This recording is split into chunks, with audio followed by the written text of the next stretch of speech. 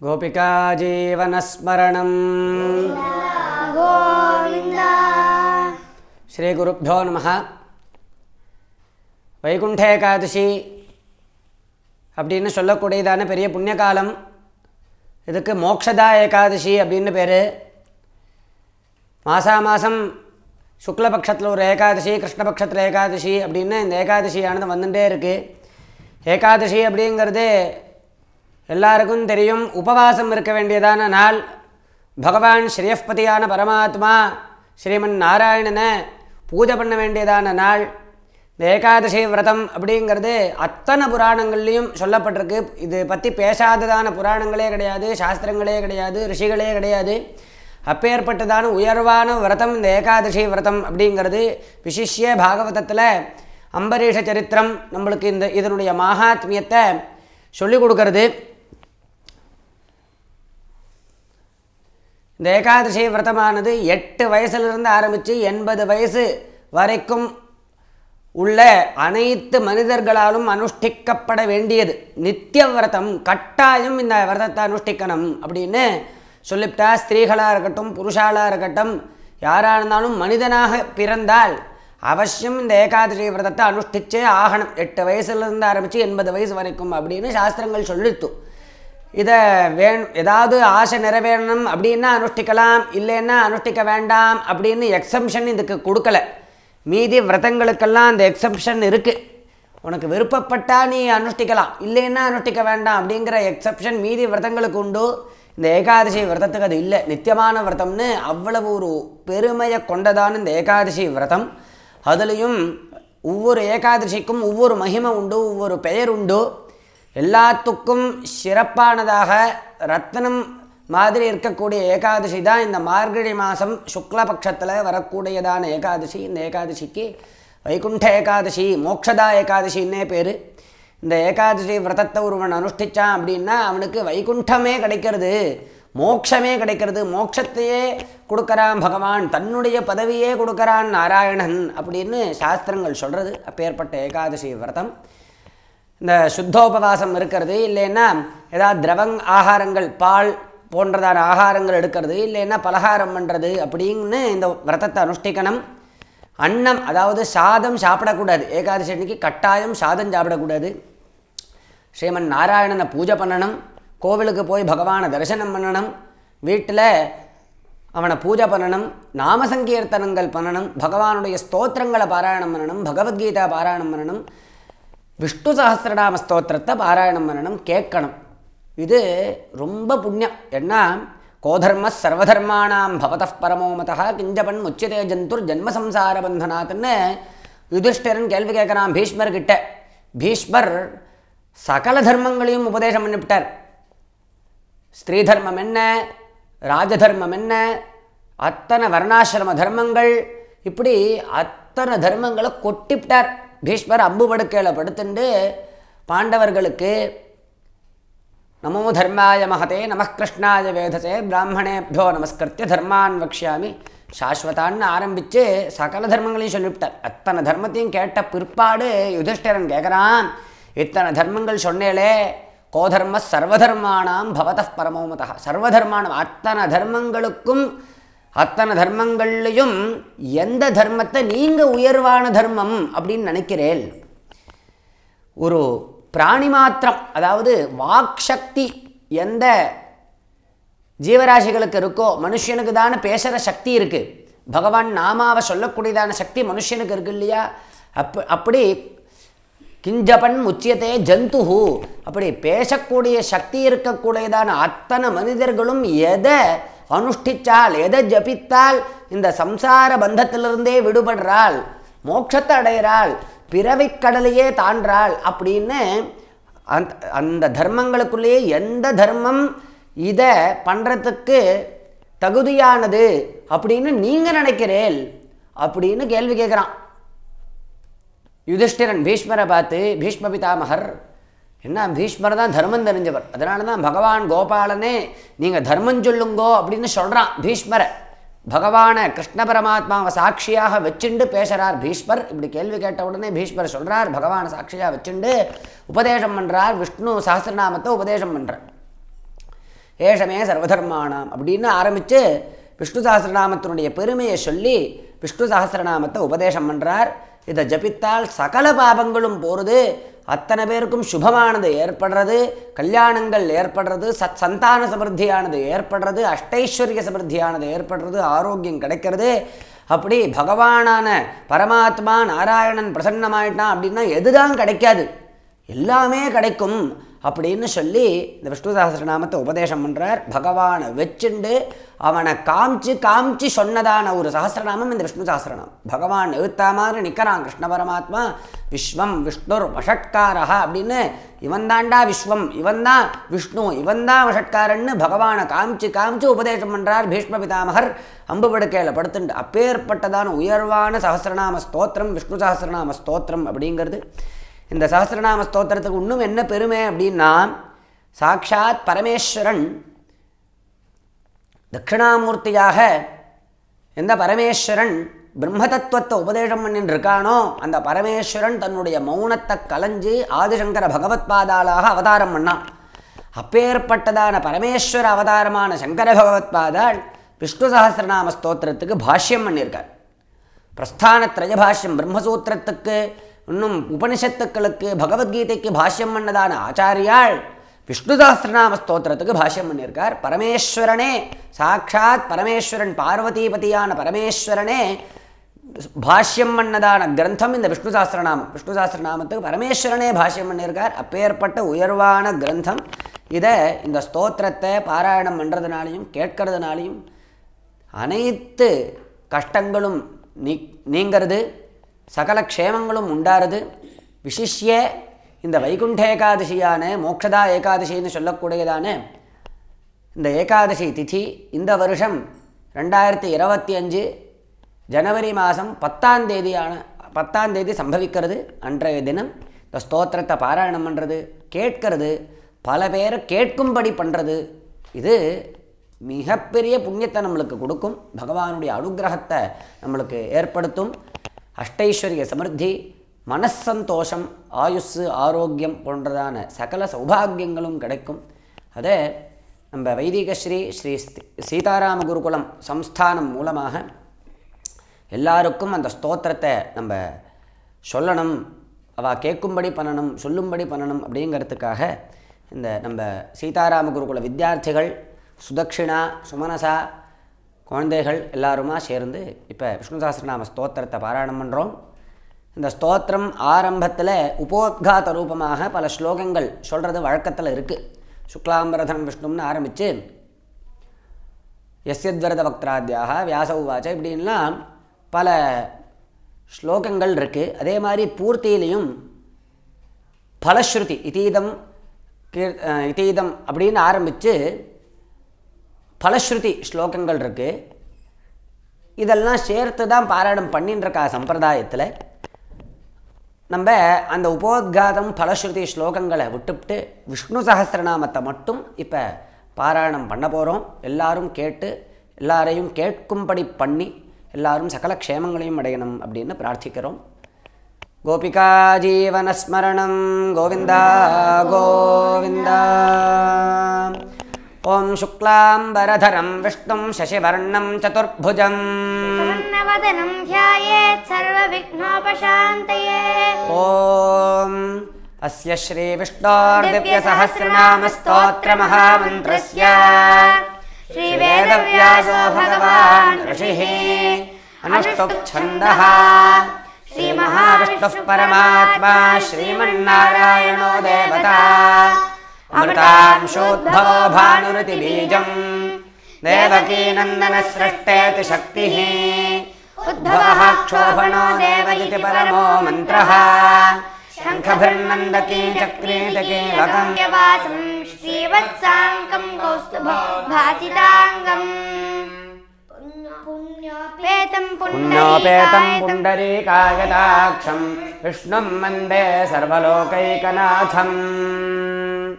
नमः समस्तभूतानामादिभूताय भूभृते अनेकरूपरूपाय विष्णवे प्रभविष्णवे चक्रं सकरीटकुण्डलं सपीतवस्त्रं सरसीरुहेक्षणम् सहारवक्षस्थलशोभिकौस्तुभं नमामि विष्णुं शिरसा चतुर्भुजम् छायायां पारिजातस्य हेमसिंहासनोपरि आसीनमम्बुदश्याममायताक्षमलङ्कृतम् चन्द्राननं चतुर्बाहुं श्रीवत्साङ्कितवक्षसं रुक्मिणी सत्यभामाभ्यां सहितं कृष्णमाश्रये ॐ विश्वस्मै नमः विश्वं विष्णुर्वषट्कारो भूतभव्यभवत्प्रभुः भूतकृद्भूतभृद्भावो भूतात्मा भूतभावनः भूतात्मा परमात्मा च मुक्तानां परमागतिः अव्ययः पुरुषः साक्षी क्षेत्रज्ञोऽक्षर एव च योगो योगविधान्येता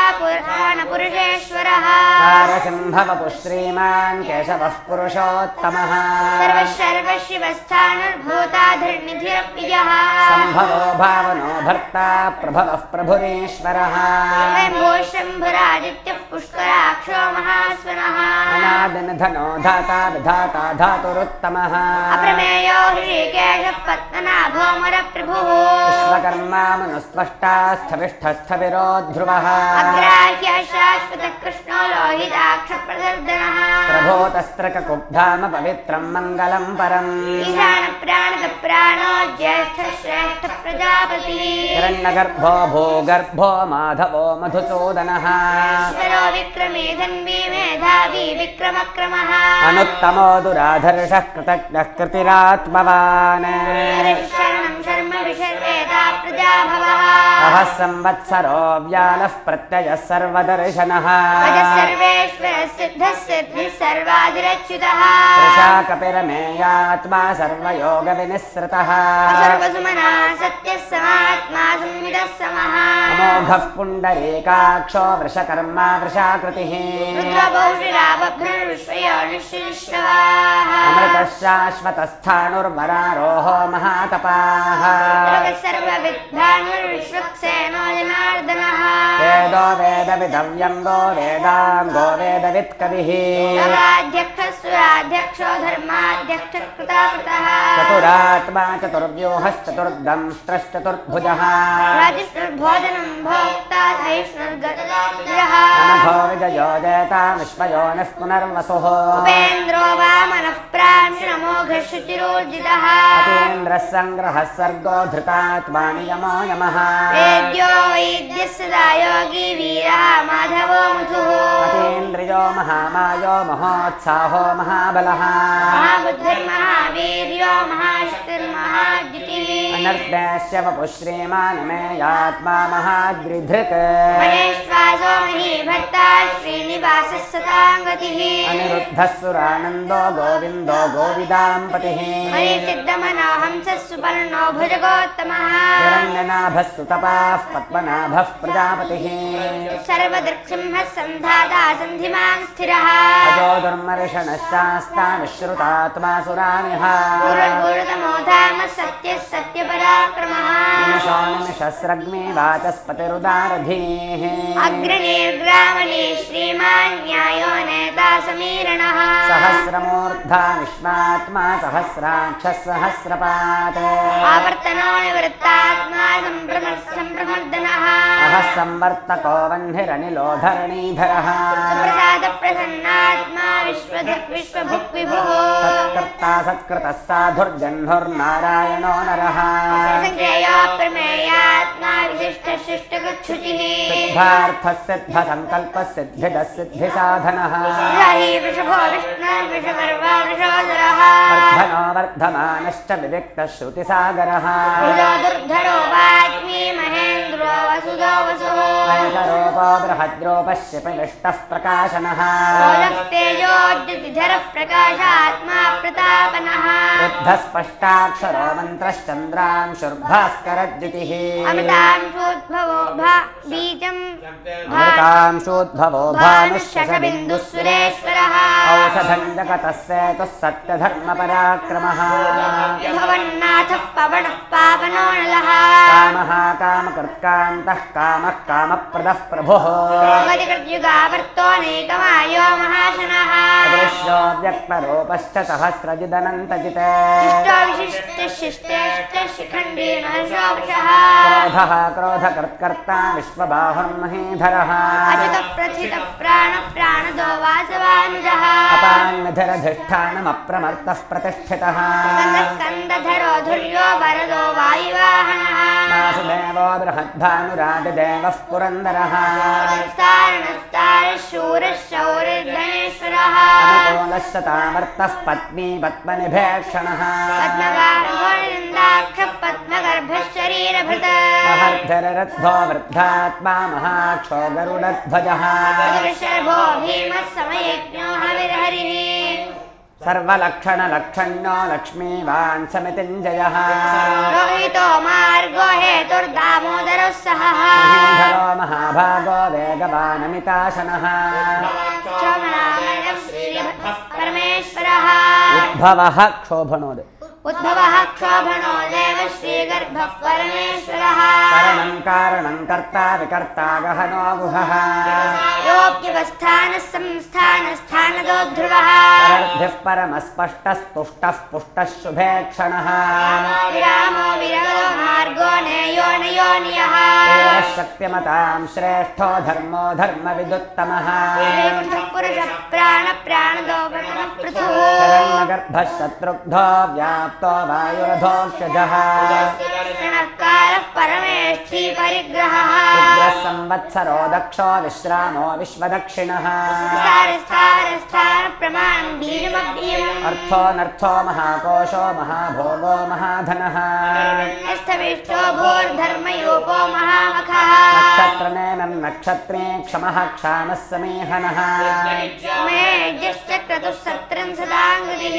सर्वदर्शेव मुक्तात्मा सर्वज्ञो ज्ञानमुत्तमम् सुव्रतः सुमुखः सूक्ष्मः सुघोषः सुखदः सुहृत् सुव्रतः सुमुखः सूक्ष्मः सुघोषः सुखदः सुहृत् मनोहरोजितक्रोधो वीरबाहुर्विदारणः स्ववशो व्यापी नैकात्मा नैककर्मकृत् वत्सलो वत्सी रत्नगर्भो धनेश्वरः धर्मकृद्धर्मी सदक्षरमक्षरम् अविज्ञाता सहस्रांशुर्विधाता कृतलक्षणः सत्त्वस्थः सिंहो भेद्नमेश्वरः आदिदेवो महादेवो देवेशो देवभृद्गुरुः गोपतिर्गोप्ता ज्ञानगम्यः पुरातनः शरीरभूतभृद्भोक्ता कपीन्द्रो भूरि दक्षिणः सोमकोमृतपः सोमः पुरुषोत्तमः नयो जगः सत्त्वसन्धो दाशारः सात्वतां पतिः दिवो विनीता साक्षी मुकुन्दो विदविक्रमः अम्भो निधिरनन्तात्मा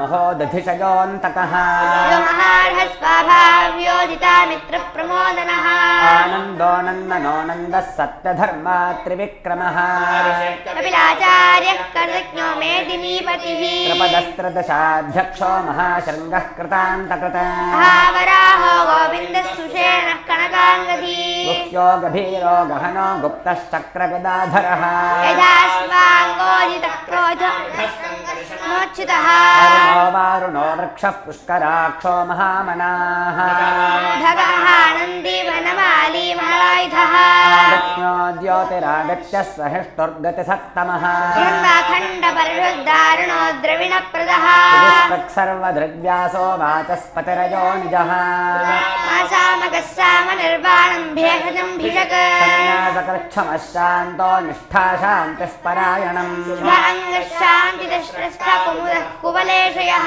रोहितो गोपतर्गोक्ता वृषभाक्षो वृषप्रियः निवृत्तात्मा संक्षेप्ताक्षेमकच्छिवः श्रीवत्सवक्षा श्रीवासः श्रीपतिः श्रीमताम्बरः श्रीनिवास श्रीमते श्रीं रावणः श्रीधर श्रीकर श्रेयः श्रीमान् लोकत्रयाश्रयः सङ्गर्षदानन्दोऽनन्दिर्ज्योतिर्धनेश्वरः विजितात्मा विधेयात्मा सत्कीर्तिश्छिन्न संशयः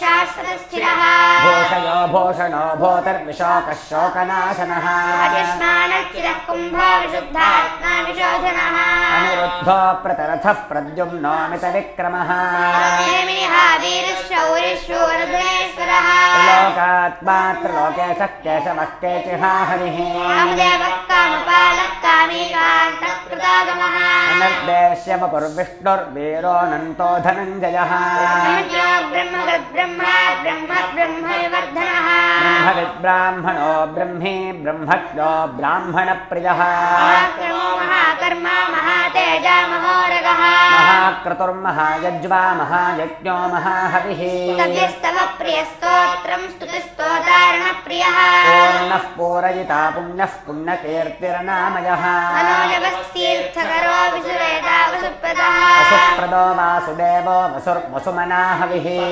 सत्कतिः सत्ता सद्भूतिः सत्परायणः सूरसेनो यदुश्रेष्ठः सन्निवासः सुयामुनः भूतवासो वासुदेवः सर्वासुनिलयो नलः दर्पः दर्पदो दृप्तो दुर्धरोऽथा पराजितः शिवमूर्तिर्महामूर्तिर्दीप्तमूर्तिरमूर्तिमान् मूर्तिरव्यक्तः शतमूर्तिः शताननः एको नैकस्सवः किं किं यत्तत्पदमनुत्तमम् लोकबन्धुर्लोकनाथो माधवो भक्तवत्सलः हेमाङ्गो जनाङ्गश्चन्दनाङ्गदी वीरहाविषमश्रोण्यो धृताशीरचलश्चलः मानिमानदो मान्यो लोकस्वामी त्रिलोकधृक् मेधा मेधजो धन्यः सत्यमेधाधराधरः तेजो वृषोद्युतिधरः सर्वशस्त्रभृताम्बरः प्रग्रहो निग्रहो व्यग्रो नैकशर्मो गदाग्रजः चतुर्बाहश्चतुर्व्यूहश्चतुर्गतिः चतुरात्मा चतुर्भावश्चतुर्वेदविदेकपात्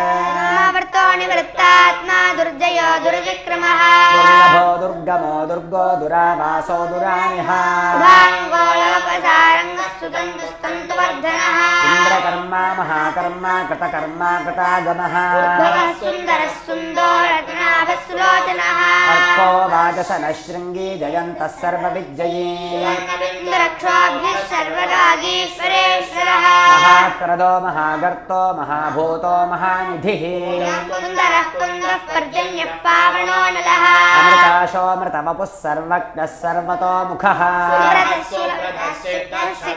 शत्रुतापनः क्रोधोदुम्बरोऽश्वत्थश्चाणूरान्ध्रनिषूदनः सहस्रार्चिः सप्तजिह्वः सप्तैधाः सप्तवाहनः अमूर्तिरनघोचिन्त्यो भयकृद्भयनाशनः कृशस्थूलो निर्गुणो महान् अधृतस्वधृतस्वास्यः प्राग्वंशो वंशवर्धनः भारभिर्कथितो योगी योगीशः सर्वकामदः आश्रमश्रमणः क्षामः सुपर्णो वायुवाहनः धनुर्वेदो दण्डो दमैतादमः अपराजितः सर्वसहो नियन्ता नियमो यमः भगवान् सात्विकः सत्यः सत्यधर्मपरायणः अभिप्रायः प्रियारोहरः प्रियकृत्प्रीतिवर्धनः रायसः तिर्ज्योतिःसुरुचिर्मुकुटभिभुः रविर्विरोचनः सूर्यः सविता रविलोचनः भुक्भोक्ता कपिनैकदोग्रजः अनिर्विण्णः सदा महर्षि लोकाधिष्ठानमद्भुतः सनातनतमः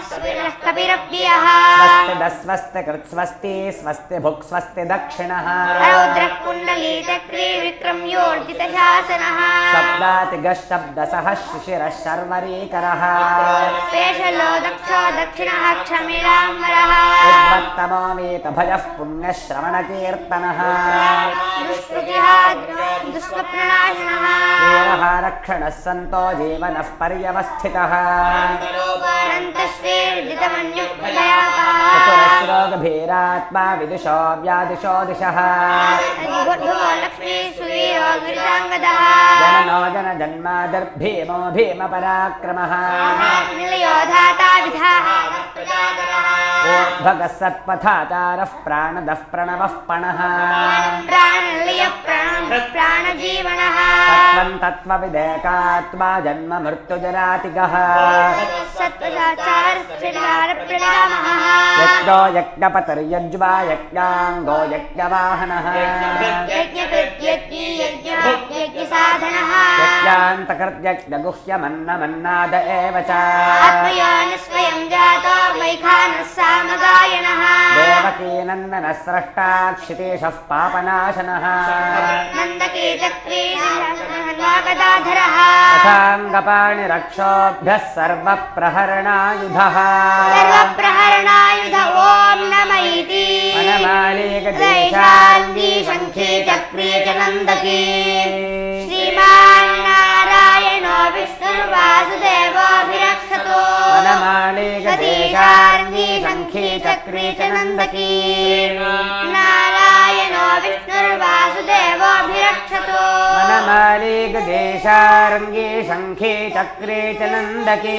श्रीमान् नारायणो विष्णुर्वासुदेवोऽभिरक्षतो श्रीवासुदेवोऽभिरक्षत्वो नम इति जले रक्षतु वाराः स्थले रक्षतु वामनः अटव्यां नारसिंहश्च सर्वतः पातु केशवः कायेन वाचा मनसेन्द्रियैर्वा बुद्ध्यात्मना वा प्रकृते स्वभावात् करोमि यद्यत् सकलं परस्मै नारायणायेति समर्पयामि सर्वत्र गोविन्दनाम संकीर्तनं गोविन्द गोविन्द नारायण अखिल गुरो भगवन् नमस्ते। ओ